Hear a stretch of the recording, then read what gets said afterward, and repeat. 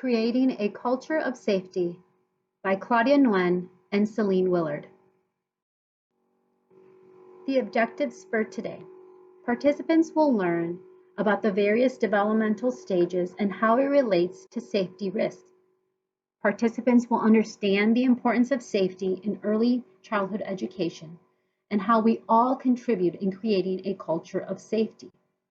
Participants will learn about active supervision and its 6 supervision strategies. Participants will be able to reflect on ways to use active supervision and apply to social distancing in each classroom. We are also going to learn of the importance of safety in your classroom during COVID-19. You will learn to apply the 6 active supervision strategies and reflect on ways that you can use active supervision in the classroom. Having the strategies to make sure you are aware of everything in your environment is critical to make sure children are safe. Our performance standards require that a program must establish, train, and implement, as well as enforce a system of health and safety practices that ensure children are kept safe at all times. The performance standards require that programs ensure no child is left alone or unsupervised by staff, consultants, contractors, or volunteers while under their care. This may be in a classroom or on the playground, in the hallway, or in the gym. We all know that anything can happen when we aren't paying attention, even for one moment. A child's safety depends on us being aware of where a child is at all times. This is true now more than ever. Active supervision is key to keeping children safe during COVID-19. It also depends on our ability to respond quickly to prevent injury by removing any hazards in the environment and intervening to protect a young child who is still learning to judge what is safe to do.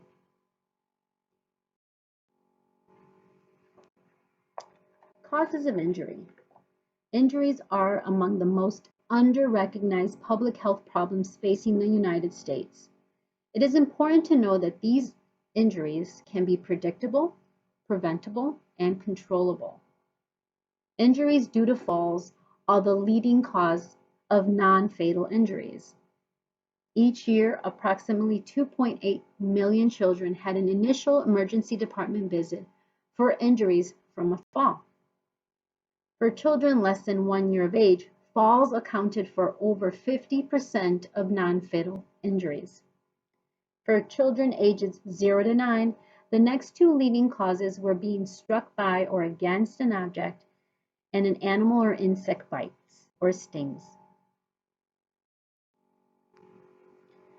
Research has identified specific developmental features that can increase a child's risk of injury.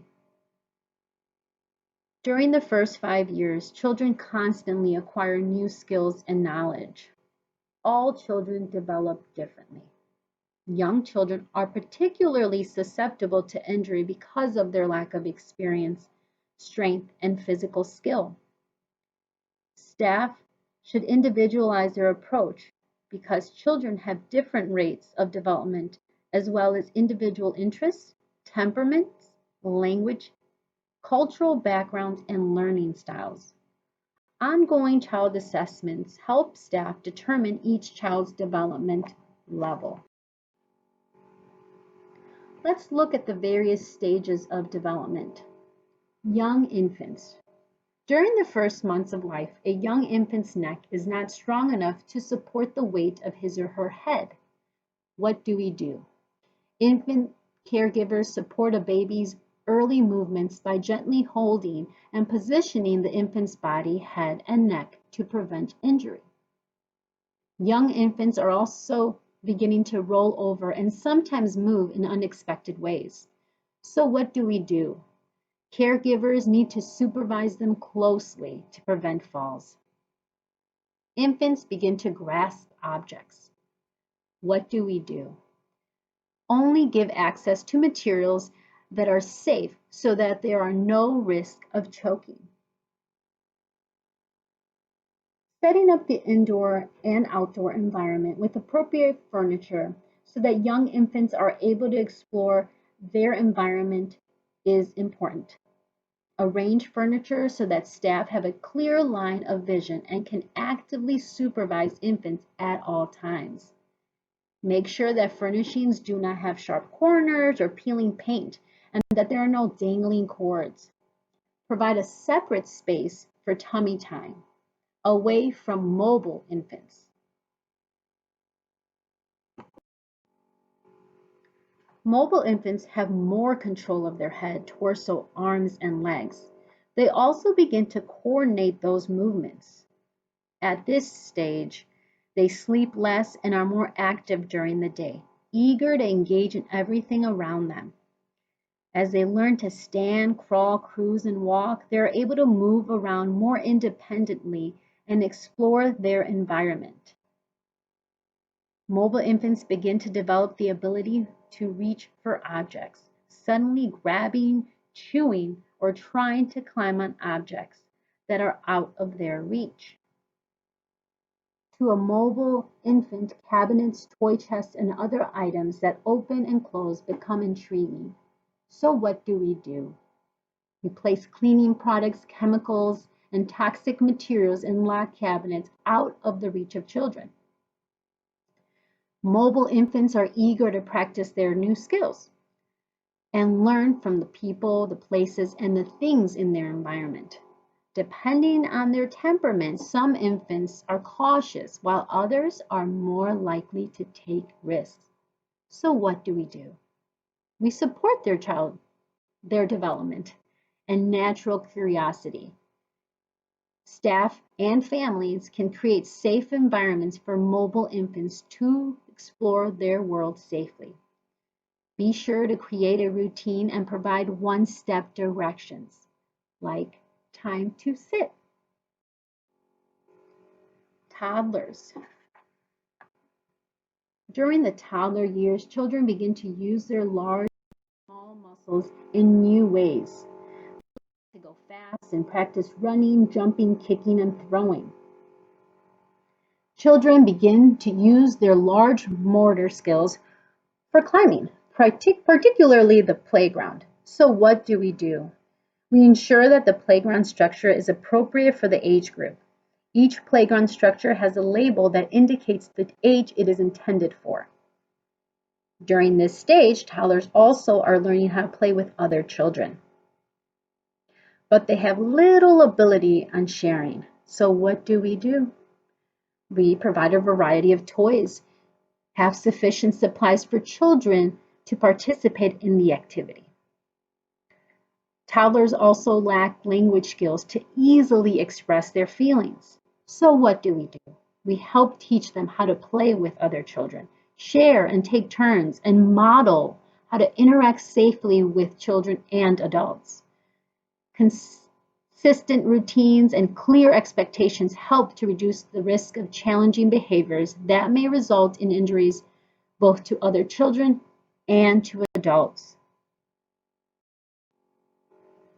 By the time they are in preschool, children are more independent in their play and their ability to meet their own needs. They focus on learning rules and routines to know what is safe and appropriate.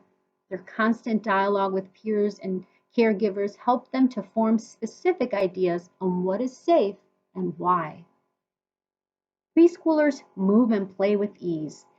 Climbing, running, and jumping are still favorite activities, and they're becoming much more better at them. Many children also begin to pedal tricycles, play sports, and attempt more difficult climbing equipment. Their stronger motor skills give them the confidence to constantly try new things. During these years, preschoolers challenge themselves and develop a better understanding of consequences of their actions. This trial and error approach complements the structure and rules teachers and families provide. As stated, preschoolers are developing the confidence in their abilities and they want to use items that are not appropriate. What do? We talk to the children about the rules and routines so that they can make safe choices. teach preschool children how to use scissors and other tools safely. For example, scissors need to be held closed with the loop out when passing to a friend. Now that we know who our audience is, let's look at how we create a culture of safety. What is culture? It's a set of shared attitudes, values, goals, and practices that characterize an institution or an organization. In this case, the Family Development Center. How do we create a culture of safety? We define safety responsibilities from the top down, making sure everyone understands the policies, the goals, the vision for our safety culture. We make safety a team effort, all for one and one for all attitude. We enforce accountability. This can refer to all, to administration regarding the policies and procedures, purchasing of equipment, hiring, to staff in the classroom who actively supervise children, setting appropriate rules, documenting incidents that occur, to providing work orders. We also must understand the process. Again, policies and procedures, the incident report documentation, communication with your team, your administration, and families, as well as children. But we should also celebrate success, reinforce the good, show off our data. Keeping children safe is a top priority for the Family Development Center. Implementing active supervision strategies requires leadership, planning, tracking, ongoing monitoring, and professional development. Let's see how the process begins. So much occurs to help create a culture of safety even before the child steps foot in our center. Hiring staff with appropriate qualifications, completing a background check for staff and volunteers or interns, completing an annual physical for staff, training on CPR, first aid, SIDS, shaken baby, mandated reporter, mental health support for yourselves and children, revising policies and procedures as needed, creating daily and weekly staffing plans, requiring child physicals, enrollment paperwork with emergency contact information, our infant questionnaires, the current daily health screenings for the children and the staff, and the daily classroom checklists and playground checklists. Let's look at some of the data. What did this year tell us?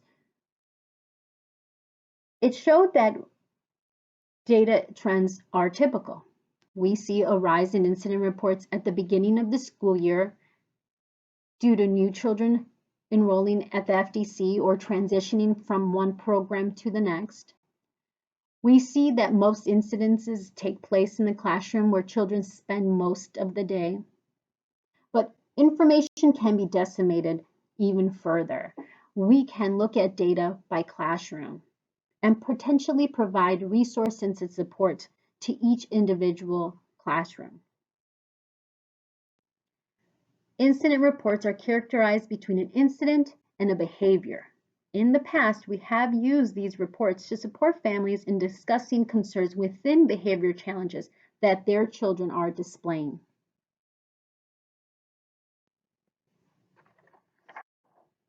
All staff in an early childhood education setting have a responsibility to protect the children in their care. Active supervision is the most effective way to prevent injuries and keep children safe. There are so many resources to help us think about what child supervision means. Some of the best research-informed guidance comes from Caring for Our Children. According to Caring for Our Children, active and positive supervision involves knowing each child's abilities, establishing clear and simple safety rules, being aware and scanning of potential safety hazards, standing in a strategic position, scanning play activities, and circulating around the area, focusing on the positive rather than the negative to teach a child what is safe for them to do, and teaching children the appropriate and safe use of each equipment. So now we're going to continue. What is active supervision? Active supervision is child supervision technique that is used in childcare and early education programs throughout the world. Like the elements discussed in caring for our children, it requires focused attention and intentional observation of children at all times. In all settings, family service workers, teachers, home visitors can share the strategies with parents and family members to give them some concrete ideas about how to supervise their children effectively. This is going to require focused attention, intentional observation of children at all times. You're going to position yourself so that you can observe children by watching, counting, listening at all times. And you're also going to use the knowledge of each child's development and abilities to anticipate what they will do, and then get involved and redirect when necessary. So staff who use active supervision set up the environment. Position staff and count, listen and anticipate child's behavior, engage and redirect. This is a strategy, one of many strategies that we use every day in our practices in the classroom. So we're going to go ahead and talk more in depth about each of these strategies of active supervision. So the way we all set up the classrooms today looks very different than the way we did in years past. We always use guiding principles from like Itters and Eckers and NACI to ensure that we've had enough materials to support children in multiple areas.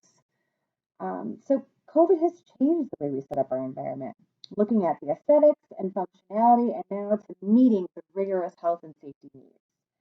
We still want to keep spaces clutter-free, so all classroom areas can be cleaned frequently, especially those high touch point surfaces, such as laptops and cubbies and desk areas.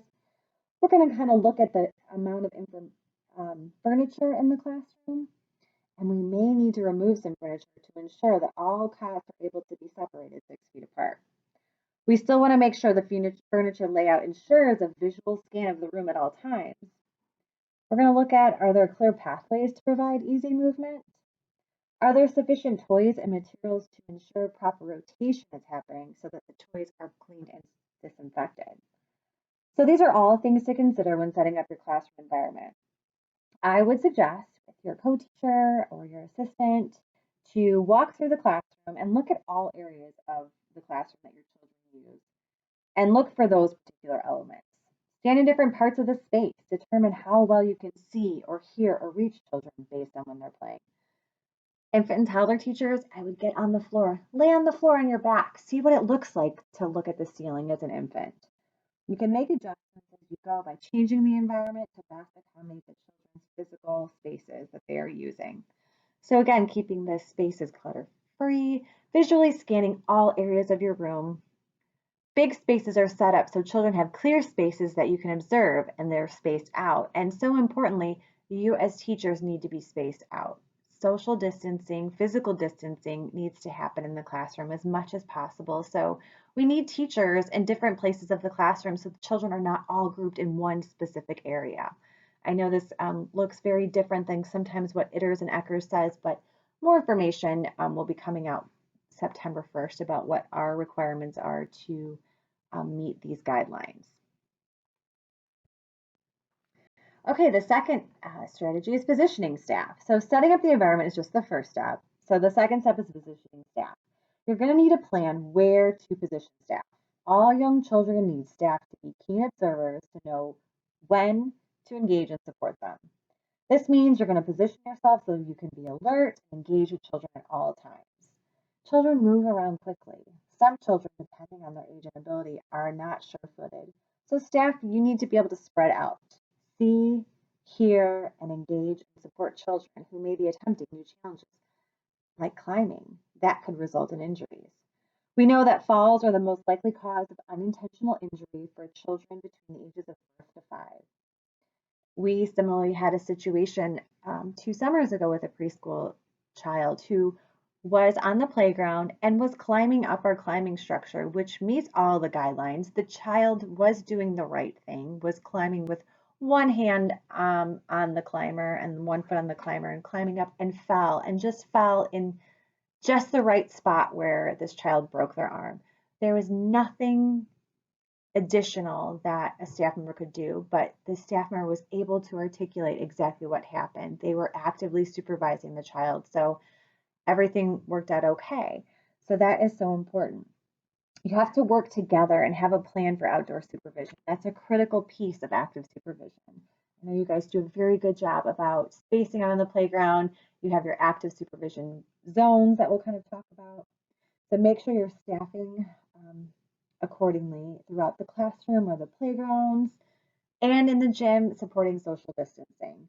You'll be able to engage children activities further away from children. That's ideally what we would like to happen right now. And I know it kind of goes against the nature of early childhood right now, but through this pandemic, we're just going to have to do the best we can, control what we have, position ourselves accordingly. Okay, the next strategy is scanning and counting the children. So you've set up your environment, you've positioned yourself so you can see all the children. Now you need to constantly scan and count the children to ensure you know where everyone is at all times.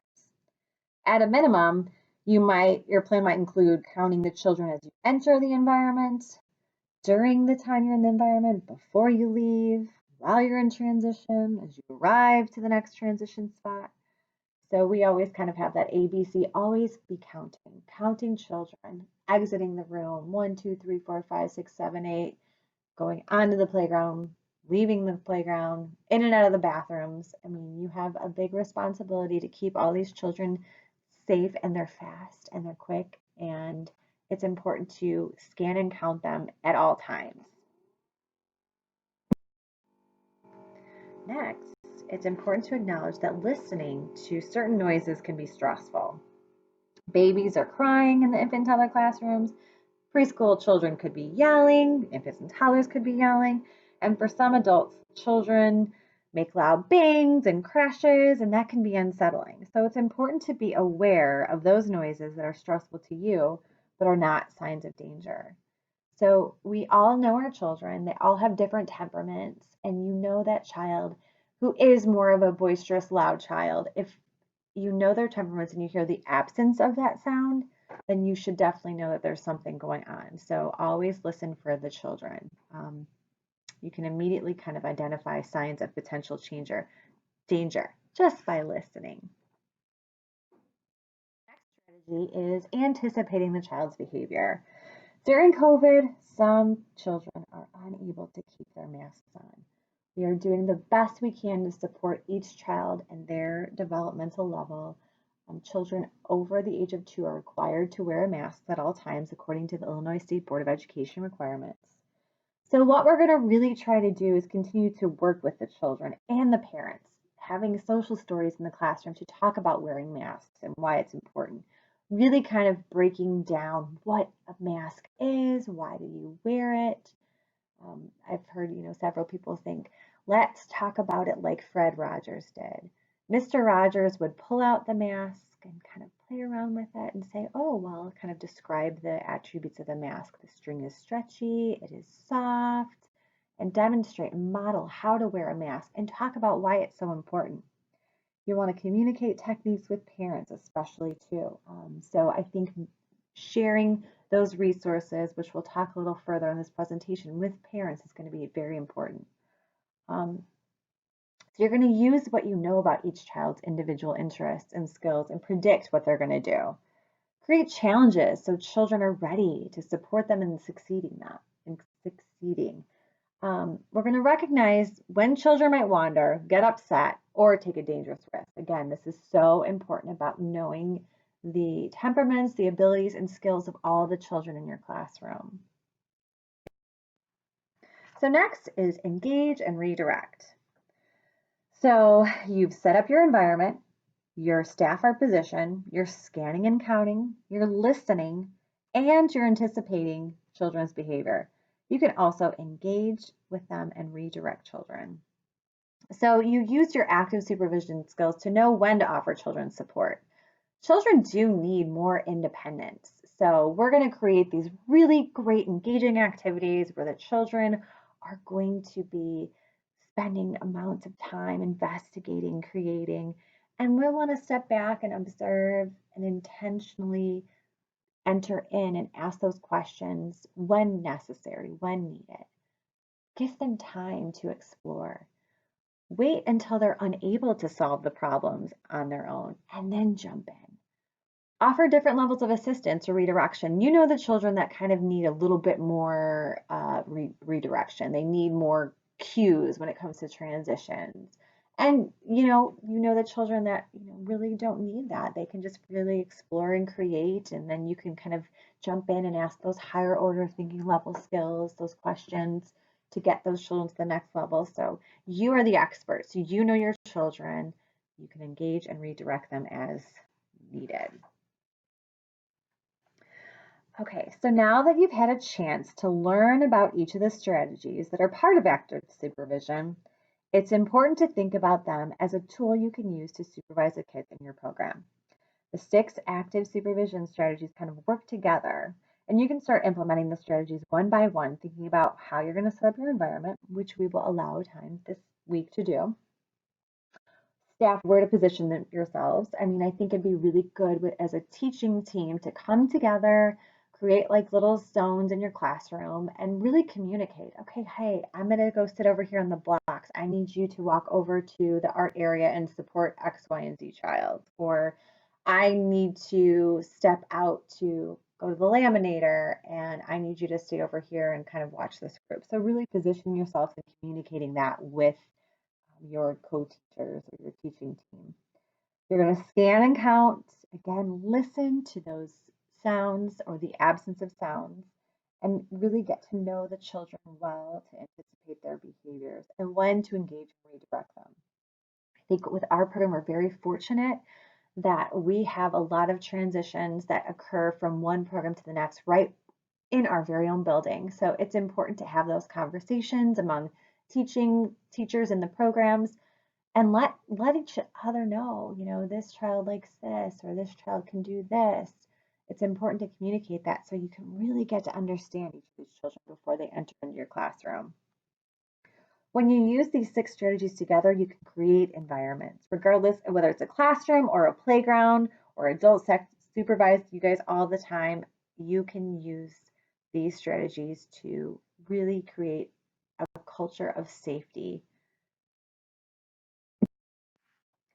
Okay, a new topic, social distancing in early childhood classrooms.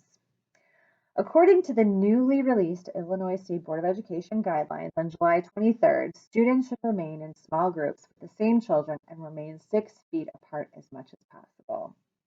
And this is going to mean that you're going to need to adjust and set up to have small groups. You're going to have to look in your classrooms and rearrange furniture to meet those social distancing guidelines. You want to offer more opportunities throughout the day for individual play. So you're going to really kind of look at, doing more fine motor activities, drawing, coloring, doing puzzles, working and cutting together, working together in little small group activities, working on cutting. It is great. We'll have all the materials if you want to make individual Play-Doh for each child. That's a really great fine motor activity. We're going to use our trays to separate each other, but we have our own spaces. Essentially, you're really going to want to intentionally plan activities that don't require close physical contact between multiple children. And this is different. This is different. This is going to be a little bit challenging, but this is the way we're living right now. And you are the experts, and you guys will be creative to come up with new solutions. We don't have a fix-all button or a solution for everything right now, but you're going to do the work and you're going to see what works and what doesn't. And so communicate with each other. It's important to share ideas, exchange ideas, because we're all learning together. This is all new for everyone in the education field across the nation. This is an interesting way that children have socially distance themselves sitting at these tables, which I think what's going to happen in the classroom for mealtime is that what it's going to kind of look like as well. Okay, so social distancing must be practiced as much as possible and whenever possible. So be sure to consider all the play area and learning spaces within the Family Development Center.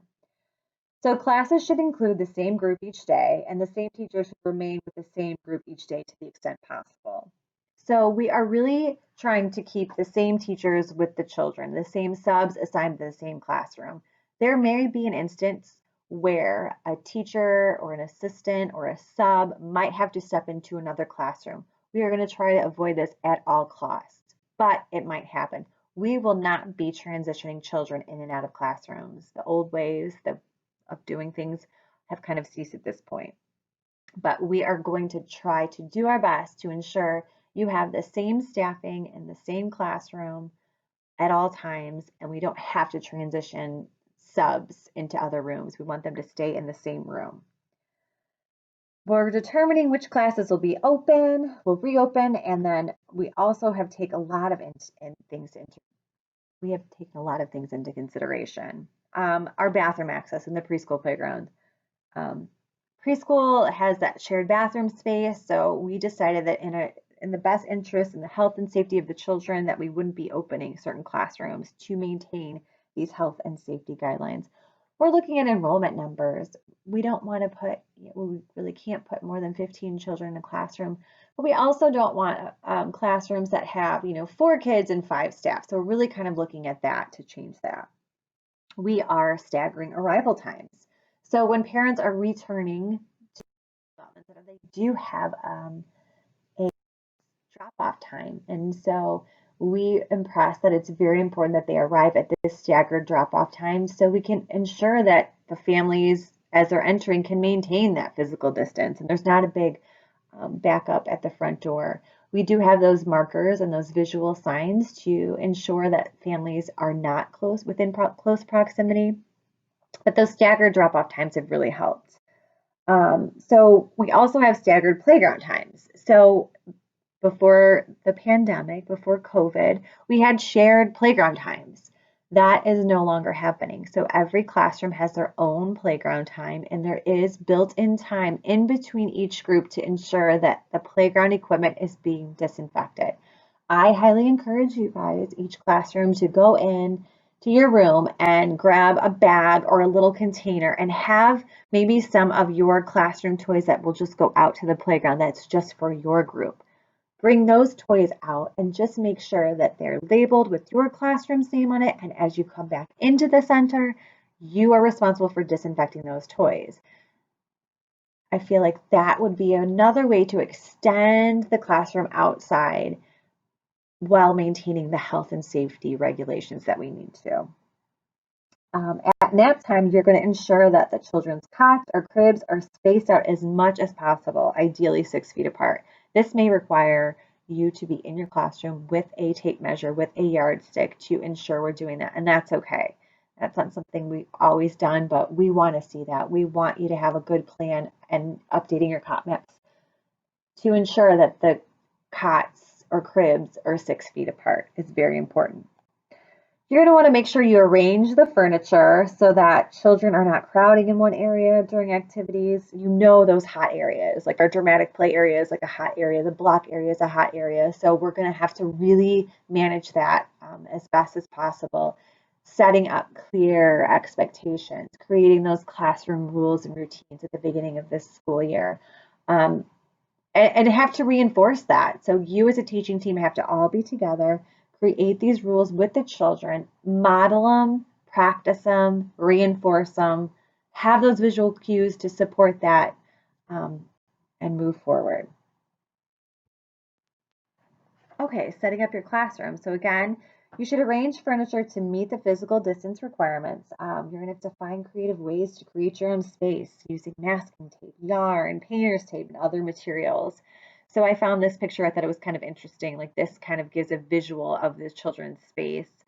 We're into Walmart. We've got lots of, yarn and tape and other things to help you create those boundaries. This is your environment. This is going to be your time to shine and create your own ways to really create these spaces during this pandemic. So I was just searching, and here's, obviously some other ways to set up your classroom. They look like they're older children, and there's a whole lot of, pictures that kind of support the older children spatially distancing themselves, and not a lot in the preschool setting. So it looks like this teacher is, measuring that the desks are, in fact, it looks, 3 feet apart. I don't think that's 6 feet apart, but 3 feet apart, and using painter's tape to divide the tables for visual boundaries. It's just very interesting. You're just going to have to be creative. I keep on saying that, and I keep on hearing that. Be creative, be creative. You're teachers, you can do it. And we're here to support you. So if there's something that you need that we don't have at the center, please just come and find me, ask me. We will make sure that we support you by providing all the materials that you need to ensure that we are socially, not even socially, physically distancing our children safely. Isn't this interesting? These children have their own little spaces with this, maybe not happening during a pandemic. Obviously, they're not wearing masks, but this is just another way that children have this visual space of this is my space. This is where I'm sitting. Again, these are older children, but I just thought it was a little interesting. And this next slide, it looks like, again, they're using some sort of tape on this desk space. It looks like there's visuals to the left to kind of let the child know what are the steps in this activity. A lot of visuals. Those are going to be your best friend. Okay, so we're implementing our new strategies. So when you create these visual boundaries, it's going to require you guys to do some teaching. Once the boundary is set up, you're going to need to teach your students about what that boundary means and how to use it. Our kids are going to probably struggle more with understanding like the health and safety requirements, such as wearing face masks and maintaining physical distancing. They're really going to be kind of questioning, like, why can't I hug my teacher and touch my friends? You're going to need to assist the students with understanding the new rules and expectations. You're going to model, and practice, practice, practice. Good hygiene throughout the day. Model for your children how to use the materials in the new way. Role play with routines and expectations in small groups throughout the day.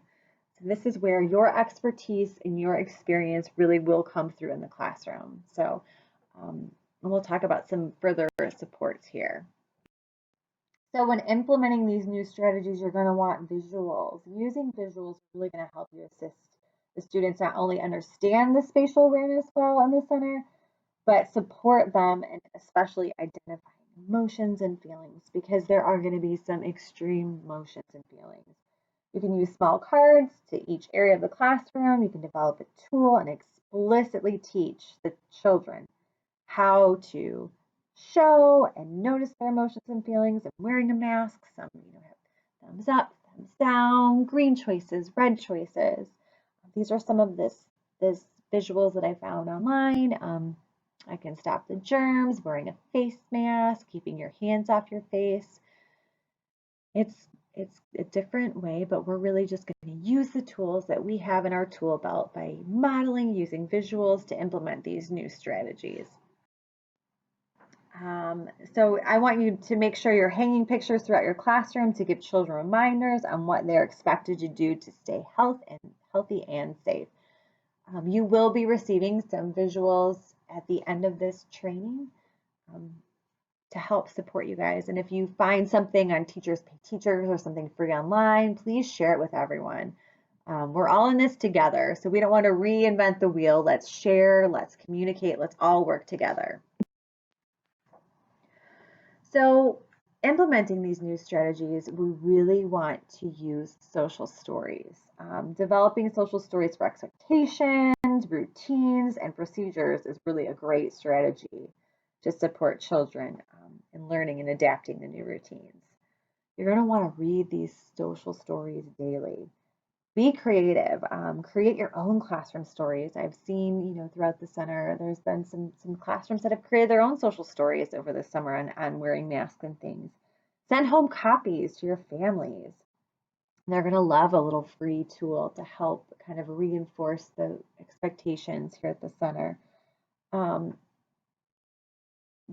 before we reopened the first time in June, Erin really wrote this beautiful reopening social story, what it looks like to come back to the center. So, things are looking different for children. So we created our own FDC social story on reopening the FDC and what it looks like, how you're going to have to walk in line, how you're going to have to get your temperature checked, how you're going to have to hold your parent's hand and walk down the hall, and how the exchange of dropping off is going to look like. So those have been very important.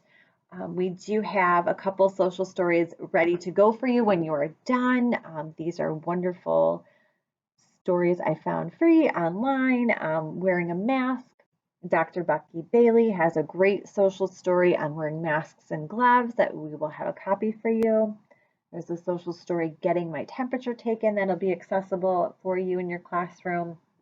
And then there's another social story about, I'm really upset. So just that separation anxiety, what it's like, because these children have been with their parents nonstop for several months, and now they're separating because moms and dads have to go back to work or have to go back to school. So we do have some social stories for you to help reinforce these strategies in the classroom. And we're also going to talk about creating a positive classroom environment. So you're going to want to create a classroom environment that supports the positive teacher-student relationships that support the social, emotional well-being and self-esteem of all kids. So you're going to have to be prepared for interruptions and increased disengagement due to stress and trauma. Our children, we've all encountered our own stress just living through this pandemic and going through this social injustice that has occurred across the nation. So there has been a lot of traumatic things that have happened in the last several months, but that have been going on for years. So you're going to want to try to promote empathy through conversations with the children about other people's feelings and their perspectives. Explicitly teach them how to show and notice emotions and feelings while having a face mask on. A lot of these supports here are through conscious discipline, which we trained on earlier this week. So you're going to use some of those tools to help support you in the classroom. You're going to want to use some cues. So you're going to have your face mask on, but use some cues. It's like thumbs up and thumbs down. Support the children through these difficult times. Give them some class jobs. They love to be in control. There is something they can control. So we have the job board that Dr. Becky Bailey has. You can create your own classroom job roles. It's going to take a little bit to get the system set up, but if you implement it, if you're consistent, it will change the way your classroom runs. When you give them those classroom jobs, it's really going to help them to feel important and have a sense of purpose and control, because times right now are very chaotic. So you're going to build your toolbox to support your children, utilize those conscious discipline materials you received, read children's books to help support them when they're feeling anxious or sad, explain to them that it's okay to have those emotions. Calming down and managing big emotions is hard. We've been learning and practicing how to calm down when we're upset, and you can help them by using that same language in the classroom and at home. So I really encourage you to share information with parents. So words you can use when your child's upset, you can say, I see that you're upset and you feel, and make sure you're labeling their emotion. It's okay to be upset, angry, mad, happy. So label their emotion again. Can I help you? Can we try? Offer solutions to children. Help them try. Okay, moving on. Now we're going to reflect in your classroom. So when you create your space, you need to think about the environment. Take a minute to answer the following questions. How and where will children play in the room, especially during this time? It's going to look a little different. Are there visual boundaries in each space for the children?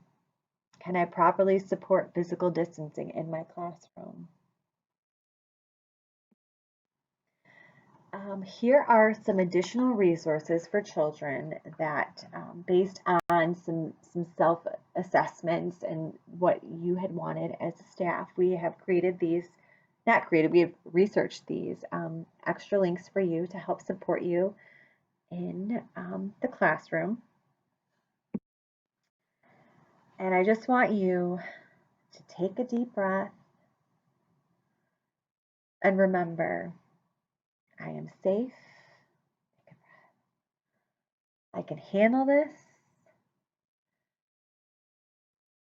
And I wish you well. I hope that this school year is going to be a safe, healthy, and a calm one. And know that we are all here to support you. We appreciate your dedication and your unwavering commitment to the children and families here at the Family Development Center. We all need each other. We're all in this together. And again, I wish you well.